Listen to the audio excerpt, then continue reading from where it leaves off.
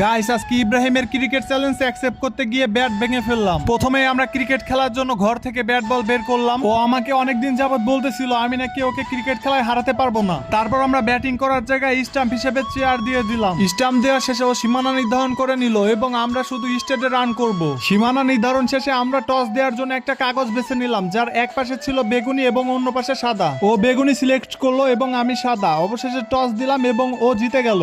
এরপর ও ব্যাটিং এ চলে গেল এবং আমি বল করতে থাকলাম। ও প্রথমে অনেক ভালোই খেলতেছিল। প্রথম দ্বিতীয় বলে একটা 4 মারে এবং চতুর্থ বলে আরেকটা 4 মারে। ও টোটাল 5 বলে 2টা 4 মারে। তারপর শেষের বল যখন করি তখন ও হাতে ক্যাচ উঠায় এবং ক্যাচটা খুব সুন্দরভাবে আমি ধরে ফেলি। এরপর আমি ব্যাটিং এ চলে যাই। ব্যাটিং এ যাওয়ার পর প্রথম বল আমি ডট খেলি এবং পরের বলে একটা 4 মারি এবং তৃতীয় বল যখন মারতে যাই তখনই ঘটে একটা দুর্ঘটনা, অর্থাৎ ব্যাটটা ভেঙে যায়। গাইস যাই হোক, আজকে আর আমি ওর চ্যালেঞ্জ কমপ্লিট করতে পারলাম না। ছোটবেলায় আমাদের মতো এরকম কে কে ব্যাট বল খেলেছে অবশ্যই কমেন্ট করে জানাও এবং ভিডিওটা ভালো লাগলে অবশ্যই শেয়ার করে দাও।